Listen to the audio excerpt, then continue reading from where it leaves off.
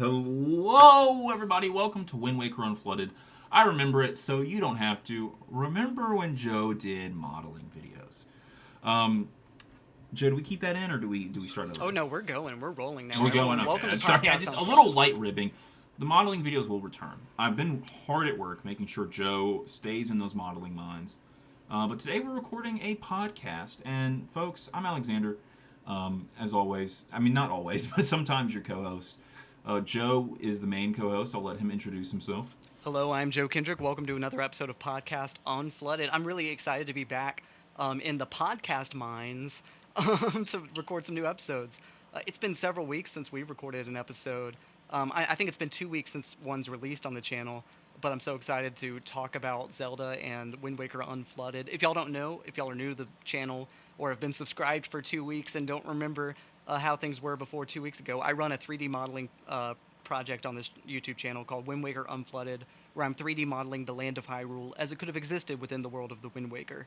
So that's what I do on the channel, but I also do podcast here, and I do gameplay videos. There's been a break in modeling for a couple of technical reasons. Check out, there's a video on my channel explaining why there's a break. It's just technical reasons. I'm not going anywhere, I promise. This project is still moving forward.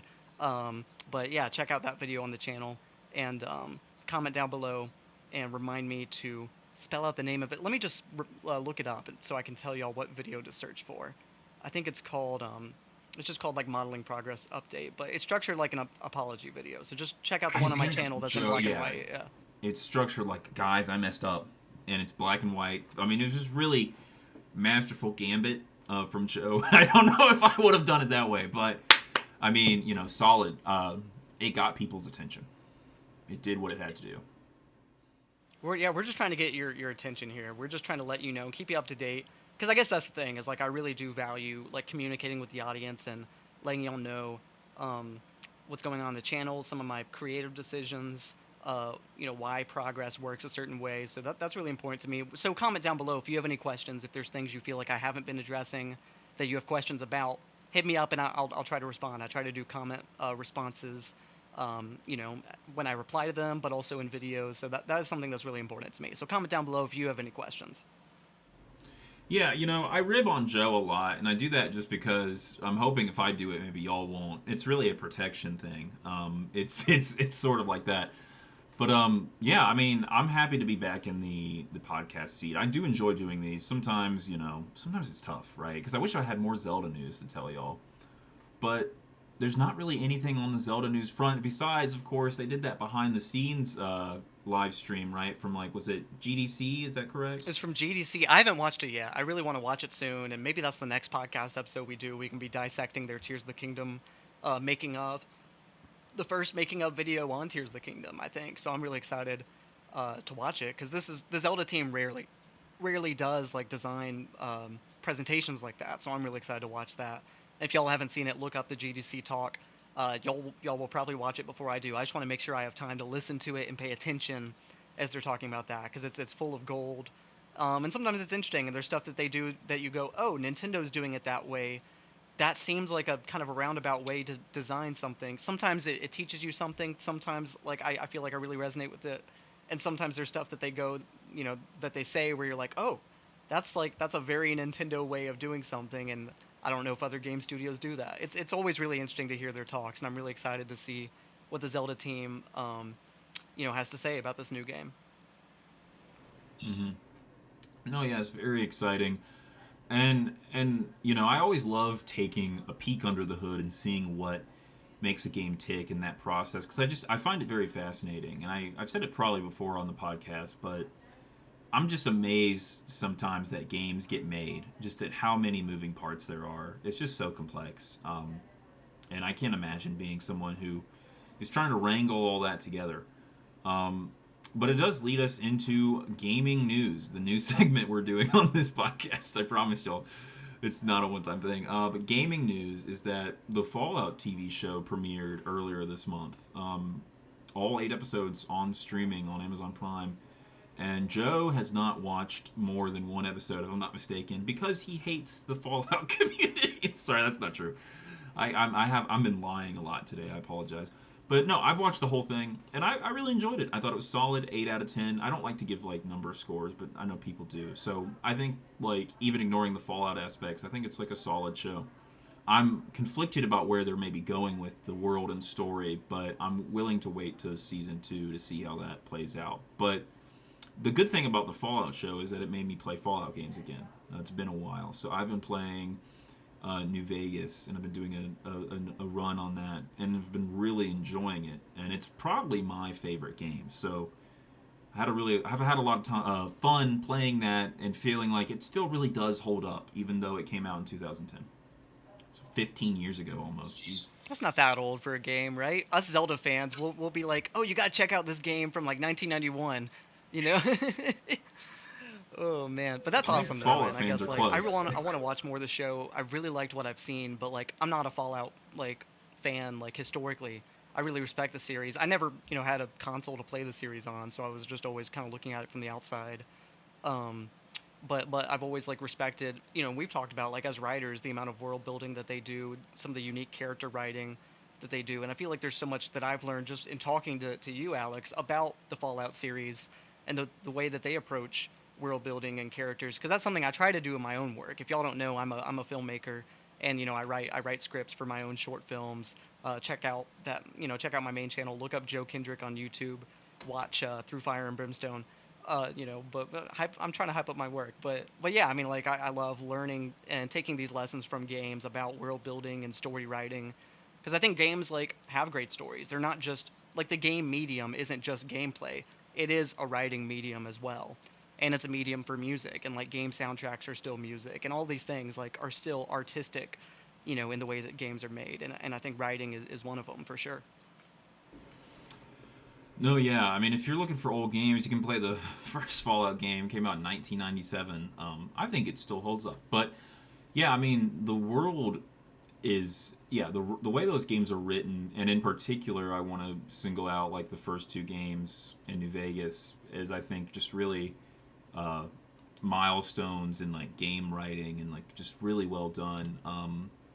I can't like confirm this, but I heard that like Chris Avallone, who wrote for New Vegas and was a huge part of that, obviously, as well as the originals, um, would do these like pen and paper role playing games where he'd play with like other developers or friends or whatnot, and their decisions would surprise him, and he'd be like, I didn't even think of adding that in as an option. I want to add that now as an option to complete this mission or this quest in my game.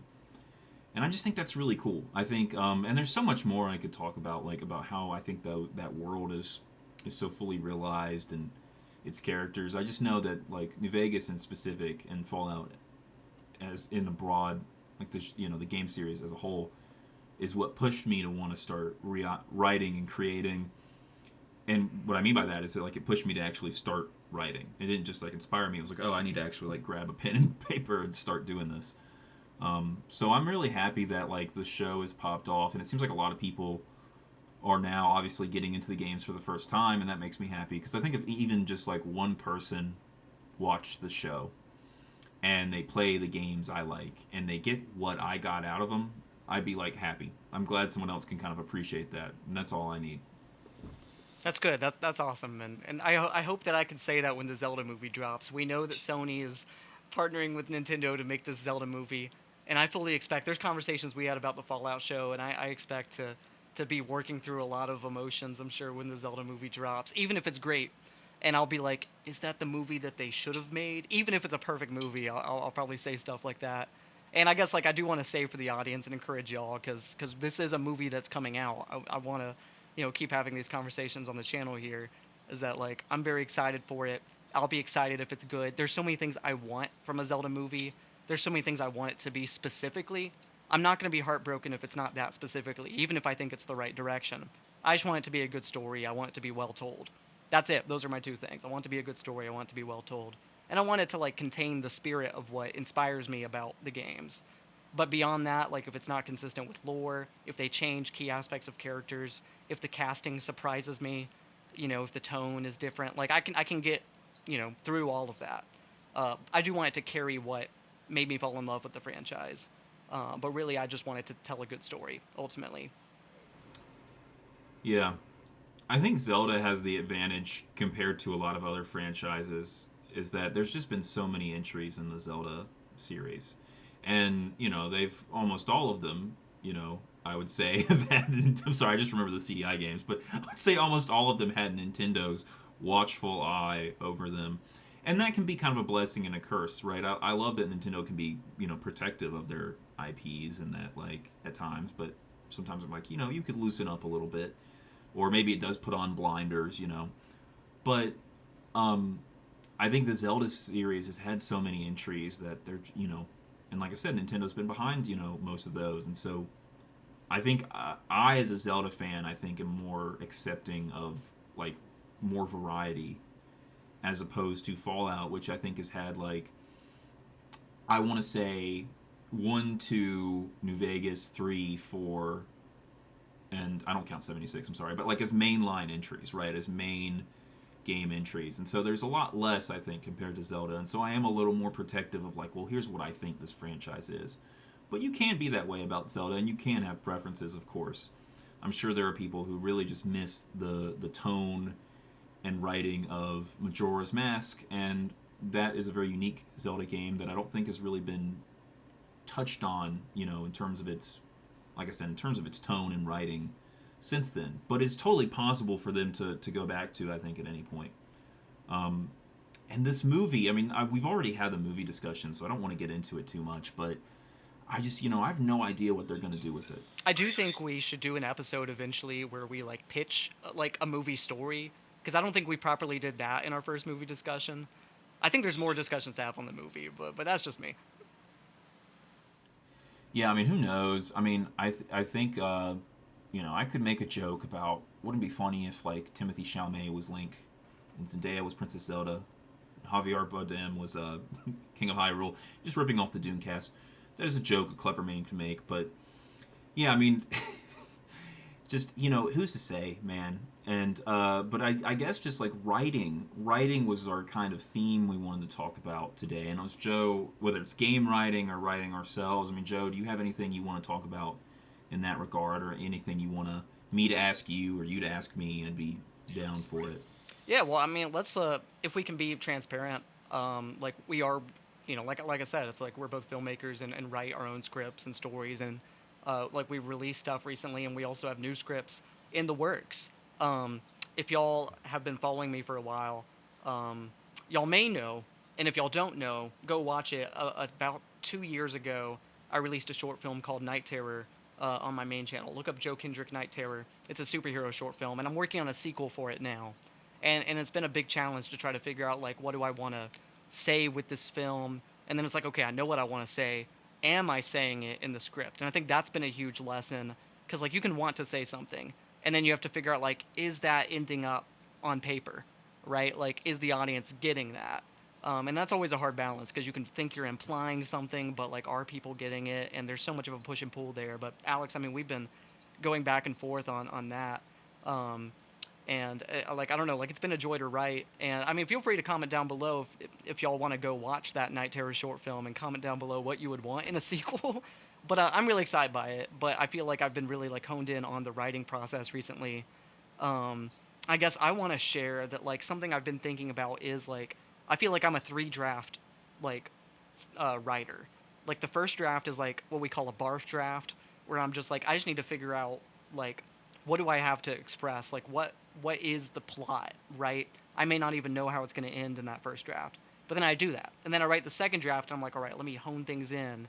And maybe it doesn't still have subtext, but it's like, I know the beginning, middle, end. I know what I want to do with characters. I'm figuring that out, and I'm still figuring out their motivations and their perspective. And then the third draft is essentially iterating from that, honing that in, making sure the subtext is there, making sure that all of the character perspectives are, like, I understand the characters.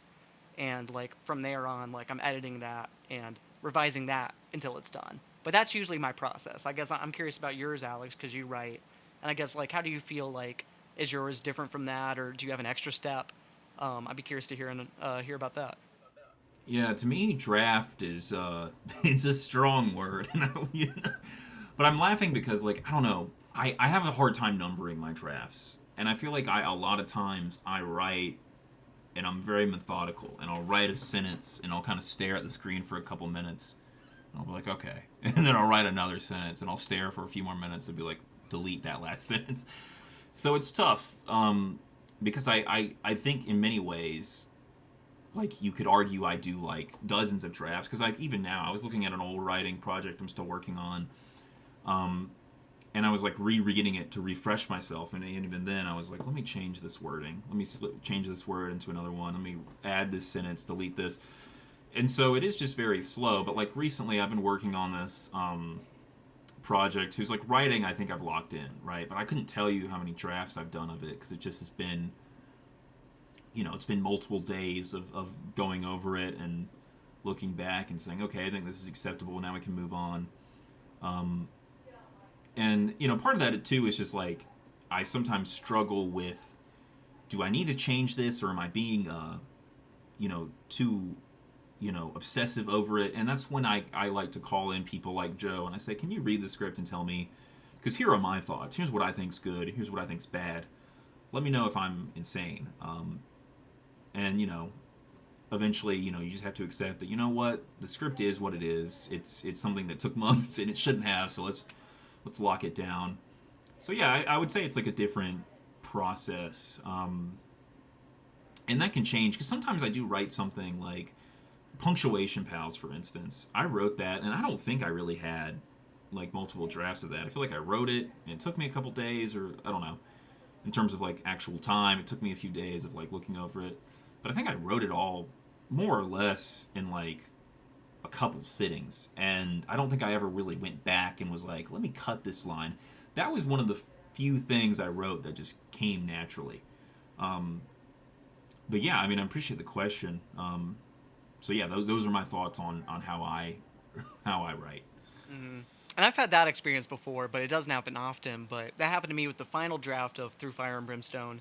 That technically had like multiple drafts and was technically like draft 4, but each of the previous drafts was like a completely different story. I was just trying to work through. I was like, what interests me? What am I honing in about? Like, which character do I want to even focus the story on? To the point that each draft like might have as well have been a different project. But it was when I did the final draft of Through Fire and Brimstone that like I did that essentially in a single draft without having to iterate on that story again. But like that rarely happens for me. But like that's also a weird case just because it was the product of other discussion, and I think that makes it easier. That like I guess I see all of my projects as like stepping stones to the next one, in a way, even if they're not related story wise at all. Like they're all like I'm trying to figure out like how do I move forward from what I like about this film? How do I take that, put it in the next one, but also like level up and do new things? And that's always a constant conversation that I'm having with my projects. I guess I'm curious about like how do you see that within your own work, going from script to script? Yeah, we've had a conversation about this, and to me, I something I try to be like very conscious of and aware of is there's a lot of stuff being thrown at people media wise, whether it's books, movies, TV, internet videos, and I do want to try and like when I put something out there, I want it to be the best it can be. And I want to really hone it in. And every time I do a new project, I basically say, well, here, what's something I can improve on? What is like, whether it's dialogue or like presenting conflict or even like visuals, I ask myself, well, what is something that I could improve on? And often it's like, well, everything, right? But I try to like jump into something, you know, bigger and larger and more uncut, as they say, with each project, right? I did Pale Incident Report, and I don't know how long that was. I think that was like 10 minutes, maybe. I'm gonna look it up while I talk, but like this next one is like, I don't know, man. It might be like an hour. I don't know. And that's tough because it's like, well, it's taking longer to develop. And I did check; it was actually 6 minutes. Wow, we really did a good job cutting that down. Because I think the script was like 10 pages, right? And I was thinking, oh, that'll be about 10 minutes. But I want to push it, and for Pale Incident Report, especially, like when I looked at that link below, maybe I don't know if I'll remember to tell Joe to put the link below. But he's already advertised it in the community tab back when it released, so I appreciate that. But just to me, it was just like when I did it, I was happy with it. but I was also like, I feel like I played it safe in some areas, and I feel like, and I really just wanted something out, right? Like I was really pushing my acting skills and my writing skills at that time. So I was like, okay, the visuals can be a little more simple. And now I'm like, well, I want to improve the writing, but I also really want to push the visuals. And I can get so in my own head about it, as I've said, and that can be, that can prevent you from releasing something, and I don't want that to ever occur. Because right now, I feel like what's preventing it from being released is more like I'm trying to find actors who are interested, and also I just am, much like Joe, a human being who has like work and other responsibilities, and sadly, like as much as I don't want to use that as an excuse, it does just come up. We're all doing our best, right? And we want to please y'all and create all these things, and we're just doing our best. But we do it because we care. These are passion projects that we do. I just checked. My sources are telling me that the first Pale Instant Report 0A episode was almost 12 minutes long. That's what my sources are telling me. Really? Oh yeah, what happened is I was looking at it and I was halfway through watching it, so it said it was 6 minutes, but that's how much was left. So that's really funny. Another lie added to the pile. Only who else but Alexander, right? Giggity. But no, I mean, I told Joe last night when I was in very tired and was said in sort of a strange, almost drunk-like stupor, was that the master is never the master, but is still a student. What do you mean by that, right? But it's just that, like, there's not a plateau I think I, or any other creative, is ever going to get to and can say, I've done it. I've mastered this skill. I think there is always more to do and always more to learn and relearn. And, I think if you look at something as every time you do it, not as, wow, I've mastered my skill, time to make another perfect piece of media or perfect whatever you're doing. Just say, I'm going to go at it. What can I do differently? What can I improve? What is good as is? And just do it. And I think if you worry about kind of reaching this imaginary point, then you're never going to be satisfied. Because it's just an unattainable goal. It's a mountain without a peak. No, I totally agree. I really want to encourage my viewers because I'm sure that I have creative people watching this channel to have that growth mindset, right? And to be aware of like, how can you learn from your previous projects? How can you move forward? And even if you're starting your first project, it's okay to start small. And then you can keep figuring out, it's like, all right, like I started small. What did I do with that? And then where can I go from there? Because I think like I do want to encourage all. This was a hard lesson to learn for me because I was always so ambitious with my short films. I was always like, screw it, I'm going to do a 40-minute short films, and I did several of those. And I didn't burn out of them, but like I just realized that like I needed to like test things more before I go big, right? It's important to do a small film where you can kind of stretch the boundaries in different ways, right? And you can say, well, what I'm trying out with this film is a new actor or a new way of filming. I'm getting in front of a green screen for the first time. I'm trying that. Different things that it's like, it's good to like figure out ways to create scientific experiments.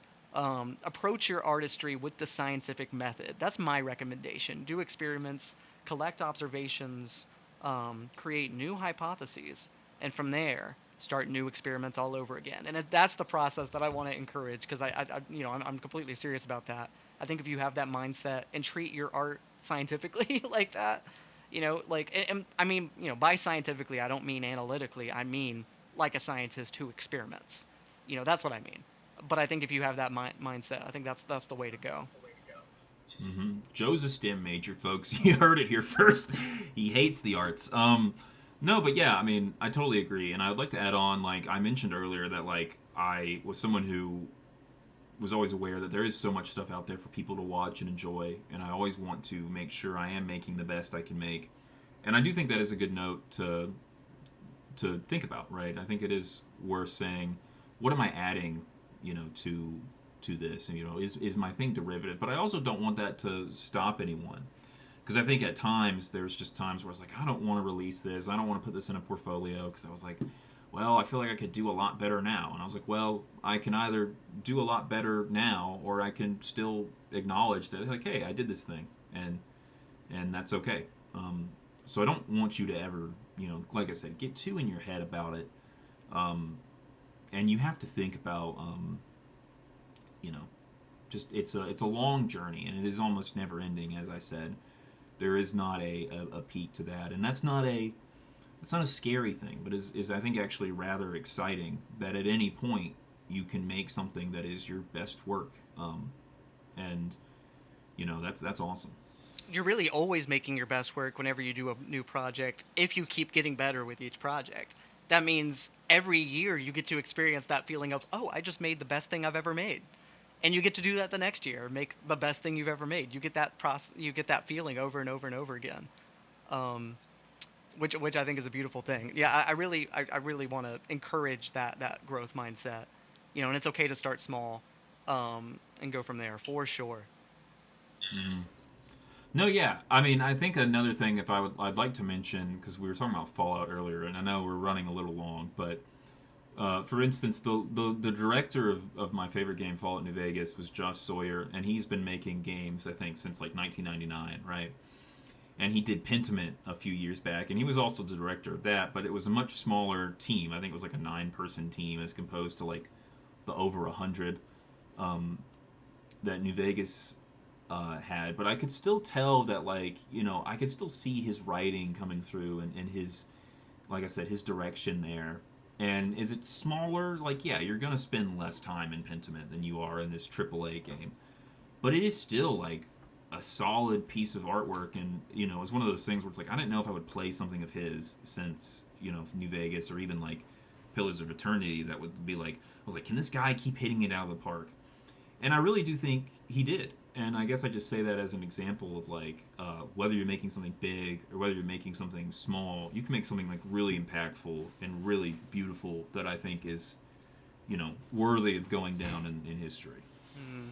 What I want to leave you with, I guess, is I'll say this: if you have any insecurity, if there's any artists watching who feel insecure about their level of talent, they're like, well, I want to make something, I just don't think I'm good at it yet, or I'm not that good, right? If you're like, I think I have something to express, but am I going to do something great or not? If you're insecure, I do think that if you try your best and if you put your heart and soul into it, this is going to sound cheesy, but if you do, like, legitimately, like, put your best work into that piece of art, even with restrictions on your level of talent, or your level of resources, or whatever it is, if you have a small crew, whatever you're dealing with, I think if you really do try your best and make what you want to make regardless, even with limited skill and resources, you'll look back at it and you'll probably go like, oh, like, maybe in your next project you'll be embarrassed of what you just made, but then a couple years down the road you may look back at it. I've had this experience where I look back at it and I go, I was embarrassed by that because I didn't feel like I was very good.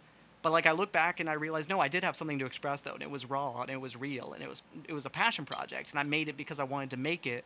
And even if I've gotten so much better since, I can still look back at my early work and go, well, like, no, like, I made it because I had something to say, and that's more meaningful than the lack of resources that I had to me.